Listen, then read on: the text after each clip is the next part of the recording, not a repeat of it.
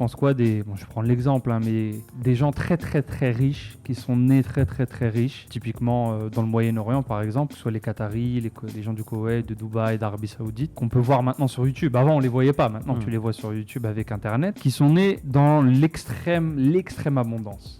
Ah tiens, et ça va être un petit peu... 99% des gens, est-ce que tu changerais leur place avec eux? Ils vont me dire oui, bien sûr. Et là ça pourrait faire un polémique, ça pourrait prendre même un petit clip pour TikTok.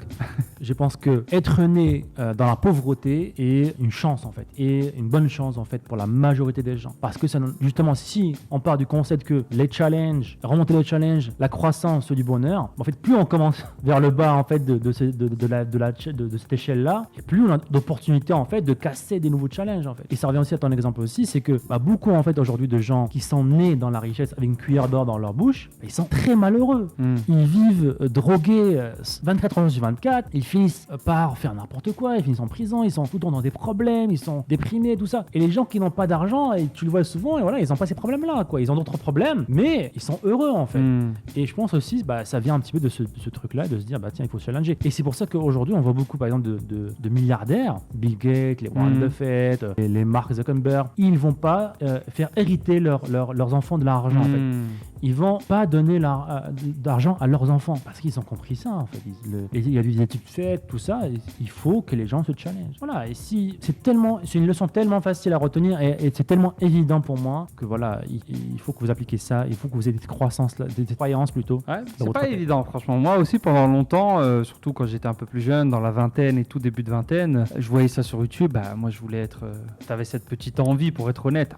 Il est quand même bien ce petit fils de 14 ans, fils de prince saoudien avec 15 Rolls-Royce, il change de voiture et tout. Mais c'est vrai qu'en grandissant, et pour avoir aussi eu des partages de certaines personnes là-dessus, dans certains podcasts notamment, de personnes qui disaient au bout d'un moment, c'est insolent à dire, mais le cerveau humain s'adapte à tout, quoi. Les 10 Rolls-Royce, la villa de 12 étages, pour eux c'est comme avoir un appart au milieu de Paris ou je ne sais où. Ça leur procure aucun stimulus, aucun bonheur, rien du tout. Ouais, c'est la base. C'est au contraire, si par exemple... C'est pour ça qu'ils veulent aller dans l'espace et tout, tu vois, c'est toujours plus en fait. Je veux aller sur Mars. C'est des challenges, hein. C'est pour ça que beaucoup nous disent voilà, pour les gens plus riches continuent à travailler. C'est une bonne question. Vous pensez qu'ils s'embêtent ces gens-là? Est-ce que vous pensez que ces gens-là n'ont rien compris à la vie?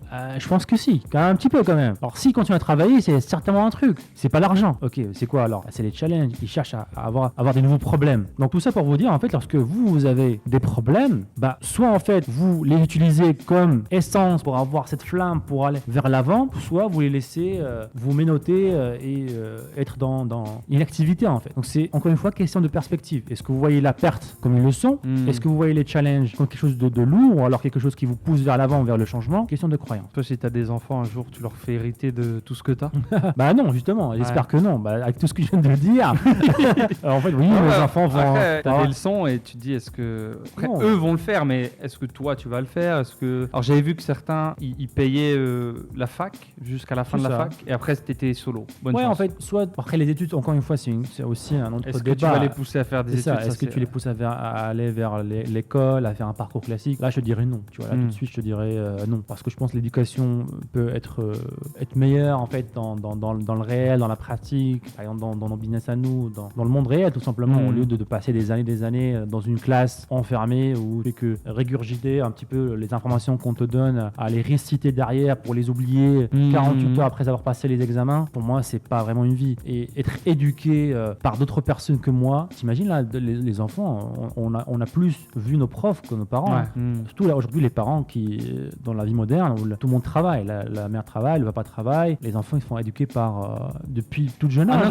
Depuis tout jeune âge. Là aujourd'hui c'est encore pire. Depuis tout jeune, ils vont dans des crèches, tout ça, et puis voilà, c'est qui va enseigner des valeurs, c'est qui va challenger ces enfants-là, c'est qui va le... Donc ça sera un podcast tout entier, vraiment intéressant. Reprendre le contrôle aussi de tout ça part reprendre le contrôle de sa vie et choisir plus tard, avoir le luxe de choisir, je vais éduquer mon enfant moi-même, je vais passer du temps tous les jours avec lui. Les deux humains avec qui il va passer le plus de temps, c'est ses parents. Malheureusement, un luxe que tout le monde n'a pas aujourd'hui parce que voilà, faut travailler, parce qu'on nous a mis dans le petit cercle, dans la petite roue de métro boulot dodo. Qui nous met là, pourquoi, etc. Un autre podcast encore une fois les amis là-dessus, mais vous connaissez un petit peu nos positions, si je puis dire là-dessus, personnelles et professionnelles. Si vous avez aimé ce clip, cliquez ici pour voir d'autres clips. Sinon, cliquez ici pour voir l'épisode en entier. Ciao, ciao.